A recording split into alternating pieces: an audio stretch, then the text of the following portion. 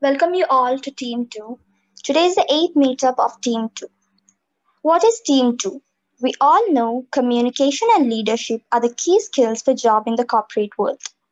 The objective of Team 2 is to promote communication, collaboration, public speaking, social and leadership skills. Why Team 2? Through Team 2, we are connecting new generation. Team 2 is for collaboration. There are lots of experience within the group itself for higher studies or jobs. You can get guidance. People within the community can help each other. Team 2 is for communication. We have a planned approach for communication and skill development with projects. Team 2 is for leadership. We are interacting with leaders as guest speakers to our session and provide a chance for discussing with them. So set aside an hour every weekend for self-development. We have two streams at present, technology stream and communication stream. So please join and grow with us. Today we have two guest speakers, Dr. Shahina Abdulla and Mr. Saru Velrajan as our guest speakers. Let me call Dia to introduce the speakers. Thank you. Hello all, I'm Dia. I'm going to introduce you to our first guest speaker. Our first guest speaker is Dr. Shahina Abdulla. She did her master's in physics from Calicut University, Kerala. She worked as a research fellow at Indian Institute of Astrophysics, Bangalore. She did her doctorate and postdoctorate in electrical engineering at University of Twente, Netherlands. She worked as a scientist for 5 years and later started studying European law on intellectual property. She is now working as an IP consultant and patent attorney in Tata Steel, Europe. We are honored to have you here, ma'am. Over to you. Thank you very much. Thank you for the kind introduction. In fact, I haven't prepared any fancy presentation here. I also discussed with Ashraf, and he told that it will be like a QA section, and then there will be some questions which you have, which I would like to answer. Yeah, so I would like to have it like a dialogue instead of me giving long monologue speech. Yeah, so probably you can ask some questions and concerns or some, yeah. Yeah, so actually we were thinking, to start with, actually, you can start with your story. That is the first way, so that, they will get some motivation out of that. So you can you tell your journey all the way till the current profession? Yeah, so I basically hail from a small place in Kerala, in Thrissur district. I come from a middle class family. My parents were both teachers. So I did a normal schooling and then a normal government Malayalam school, which is a very normal at that period. And then I went to do, because during my schooling, I started liking physics, and then I thought I want to do my bachelor and master's in physics. So I just went in that journey. I didn't have much network or godfathers or mentors to guide where I want to go. Just started studying like physics, just like a normal degree. And then during my master's, then I was thinking like, where am I going? Like, everyone else is going to become a teacher, or some are doing an MCA to become an IT professional. And so what are the other possibilities? And then I started a bit looking for the research options, because I was quite curious and then keen on, asking questions and then those kind of things. So I thought I fit in the research arena. And then that's why I was stuck basically. Did a master's in a small college in Thrissur, and then that wasn't enough. So what I did a small internship in Cochin University. I just went to a professor. I went and asked the random professors, like, hey, this is me and this is what I want to do. What should I do? So So it was not normal at that time, but this is what I did, means I had to start somewhere. And then basically I was networking. I didn't know at that time. On hindsight, I can say I was networking. So I just went to some told, yeah, you have to do some exams. Probably you have to get a high gate score or qualify some other exams. That's how you enter into research field. And then I started like looking at what others doing. And so there are also other possibility to enter research field, like you join a small project and then you build up experience, and during that time you prepare for some exams instead of preparing exams and then enter into research field.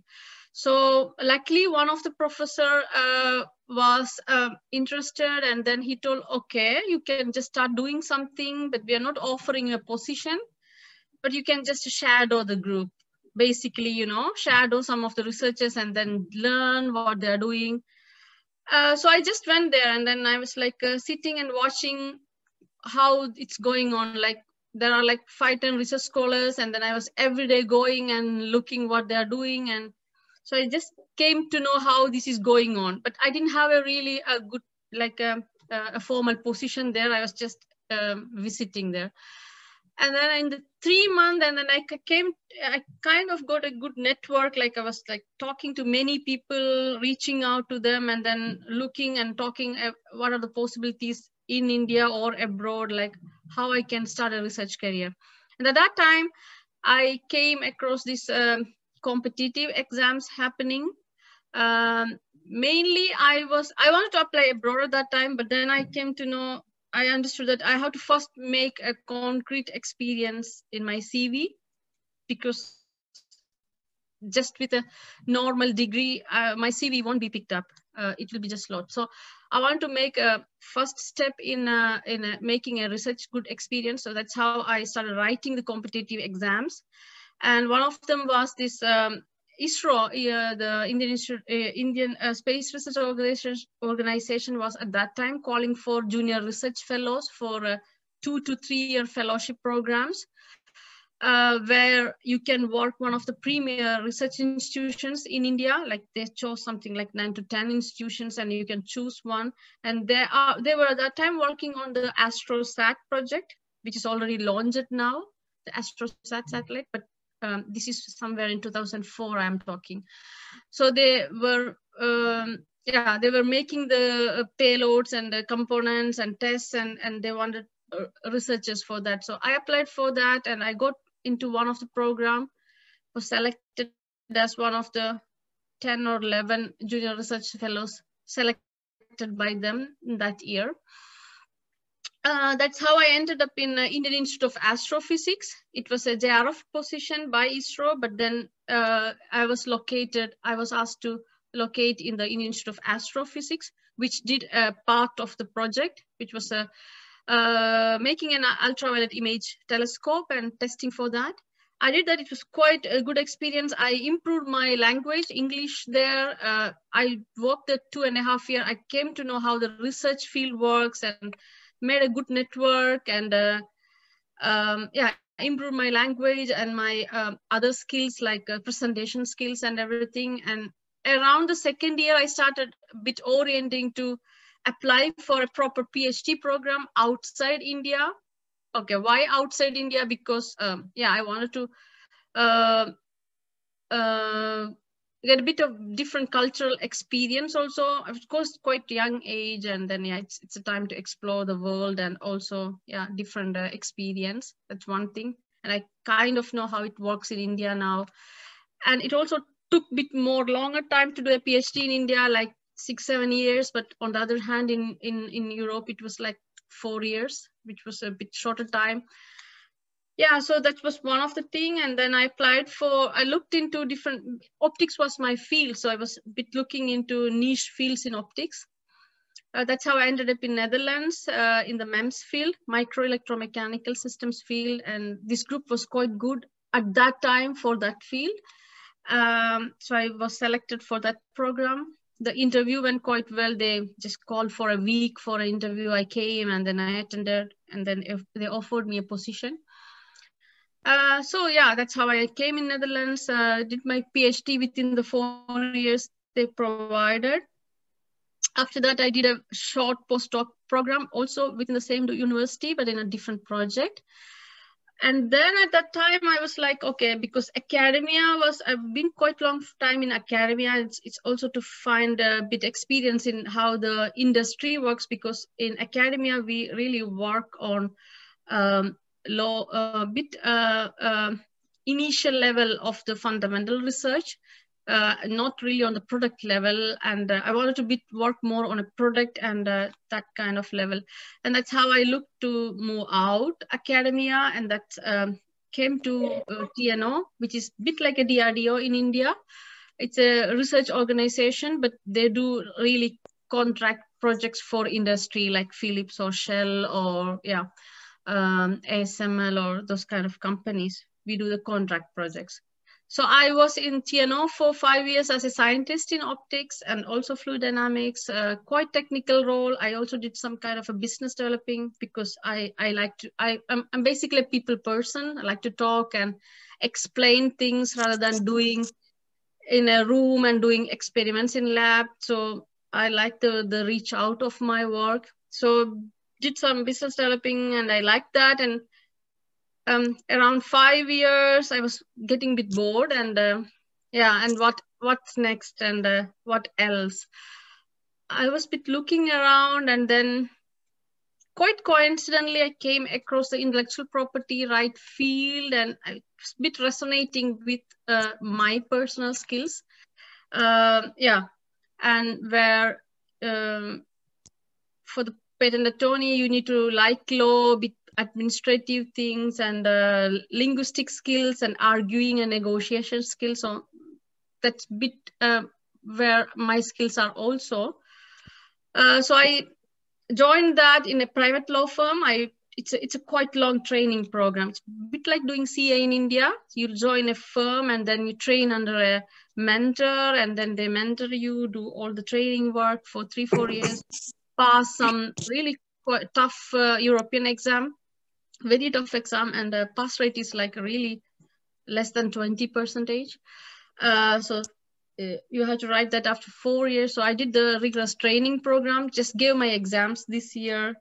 And then after the training, I still was missing the industry because in the law firm, it's really, you're doing ghost writing for a lot of different clients. And I miss the industrial environment where you discuss with inventors, the real inventions and filing. So that's how I moved back to industry in Tata Steel last year. I'm working in Tata Steel as an IP consultant, where I look into intellectual property rights of their steel making and coating facilities. So it's basically a technical and legal profession. Yeah, this is my journey. Okay, so long journey. Yeah. So yeah, anybody else? Do you have any questions?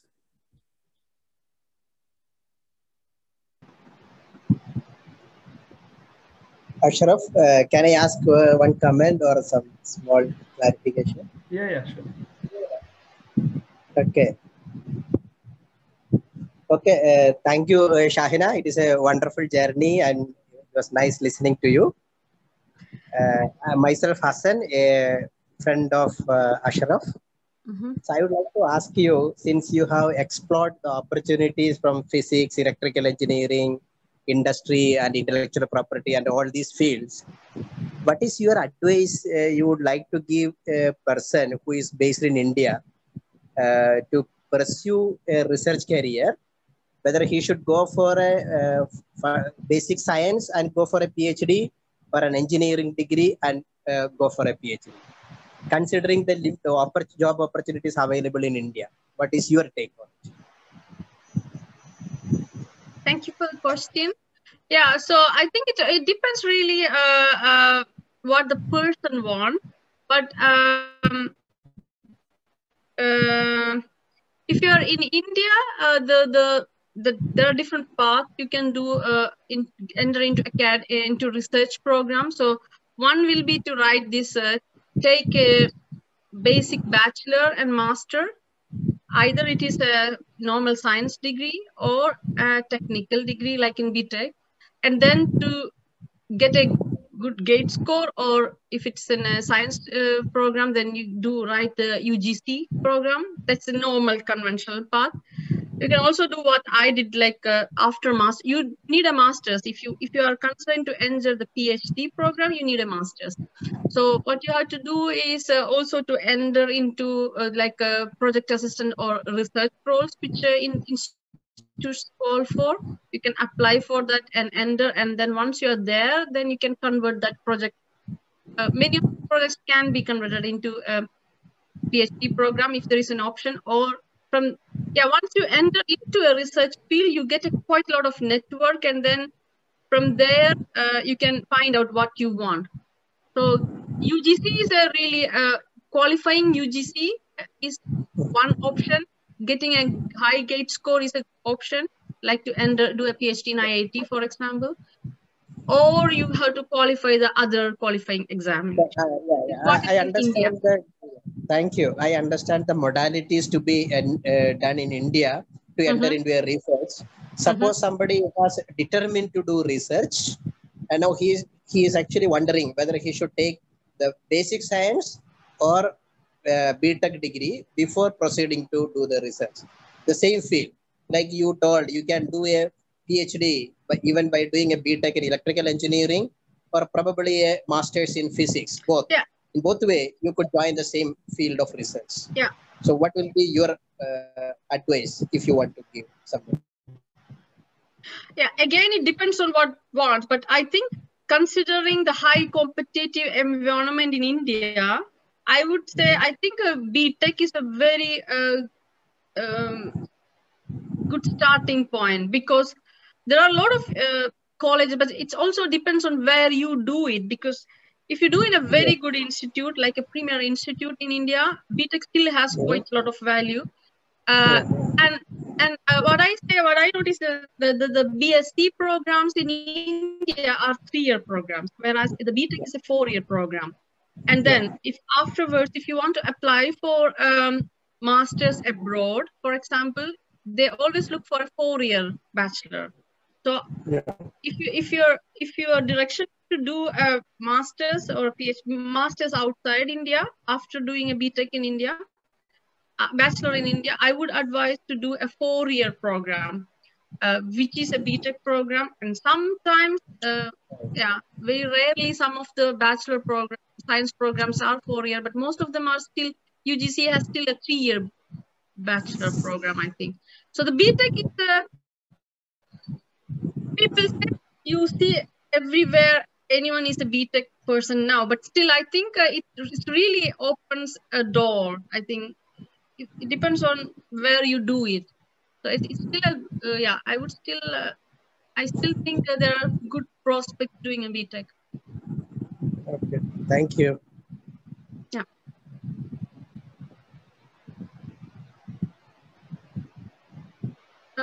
Any other questions?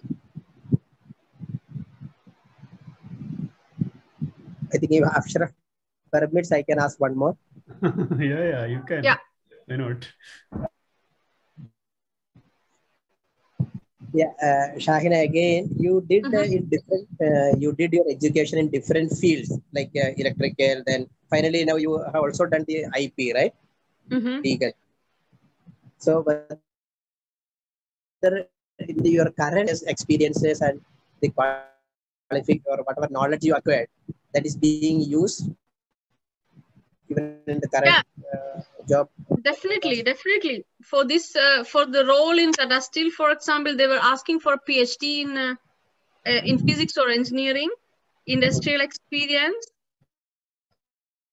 and then what I didn't have was that they also wanted someone who speaks German and French, which I didn't have. So that's also one thing I would like to tell to the people here. Other than the technical thing, it's also your linguistic skills really matters. And if you're looking for a career outside India, I would really urge to study that's what I missed, for example, when I look on hindsight, if I look back what I should have done when I did my schooling or bachelor back in India, I should have studied either French or German as like a Saturday course or something. In 4 or 5 years, I would have been quite fluent. That's something I miss. So I would say try to learn one extra European language, which is German and French will be something I recommend. Some people may like Spanish, but I would say for the job wise, these two are French or German are really valued. So, for example, Alliance France in they have a center in Trivandrum and Goethe Institute in Madras, for example. They really conduct courses. You can just go and write exam there, but the courses you can really do online now, or just do some courses nearby your town. You can take a certification on that. So yeah. So yeah, and coming back to your question, definitely I use, because this job really require understanding the invention in a really high level, and they want really PhD in that.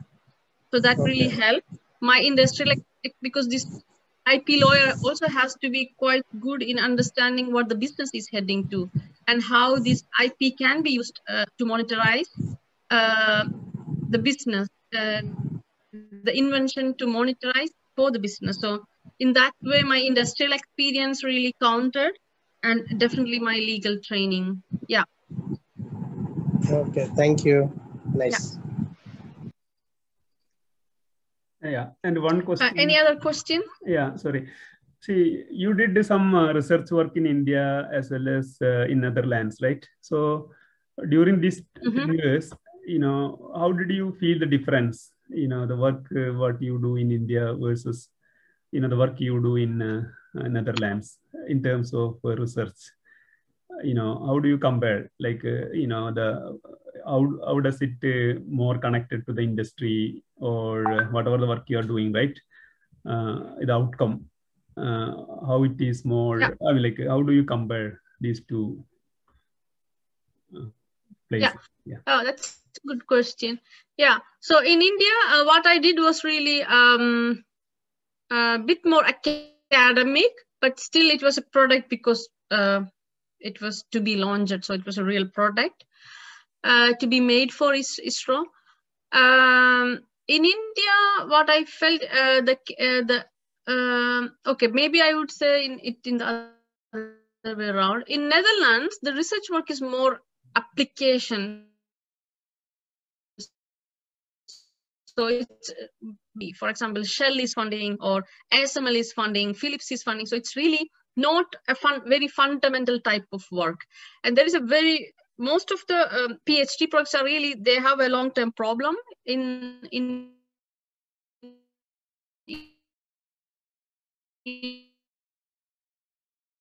industry, and they are like structured. It's not like you have a topic and find it.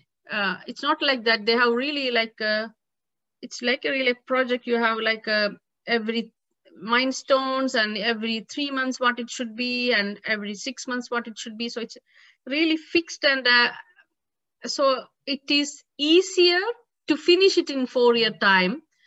Mine was finished in 3.5 years, and the 6 months I was writing thesis. So it was really structured.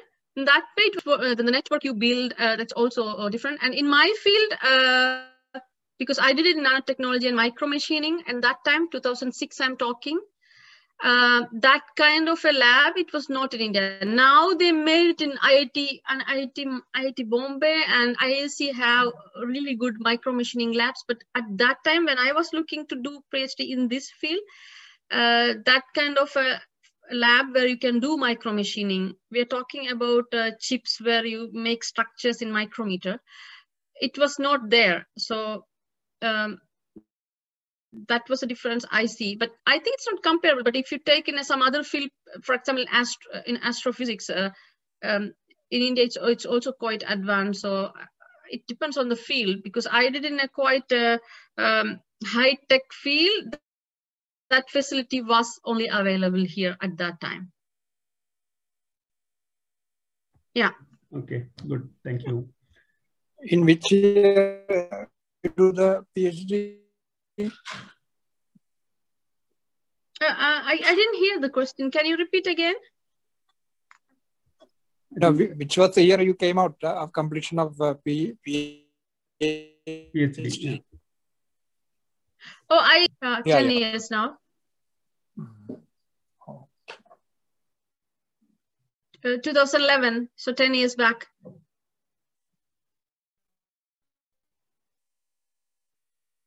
Okay. Thank you. Any other last questions? So we are almost, the time.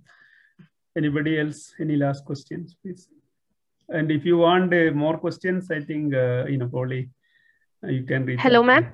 Am I audible to you? Yeah. Yes. Ma'am, so nice to hear you. And I'm Tanha. I'm doing bachelor's in biotechnology.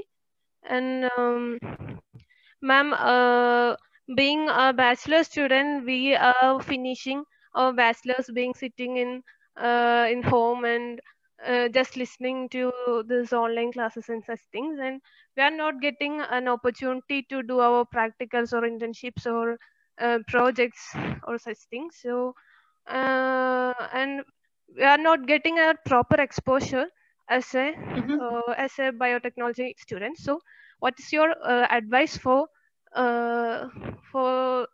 the students like us? Yeah, I can understand. It's a really different time, because if it's a normal period, I would have asked you to go to an company and just connect with people and do an internship or something. And I think it's might be difficult now, depending on where you are located. But probably on the other hand, I think it's also look for some online parallel programs. So yeah, I would say, for example, probably a lab in a biopharma kind of environment. But if you are interested, there are some online courses. For example, I saw like in universities in US, for example, they made a lot of their courses online program where you can attend parallelly and then do like make certification. So in that way, you can add weightage to CV together with what you have, and learn an extra language. Or I just was reading last week that IIT Madras have an online bachelor program started now in data science, which anyone with a +2 with the mathematics can do. So you can do it as an extra degree together with what you have. So these kind of quite a lot of online, or if you do, it's a 3-year program, but then if you only do 1 year, then you get a certification. If you do a 2-year, you get like a diploma. And if you do 3-year, you get a proper bachelor, and they don't write as online, I heard. So it will be like an certification from IIT Madras, just you can do it online. So these kind of quite a lot of programs are open now. You can find it if you look it, or even short-term courses like 3 or 6 month courses.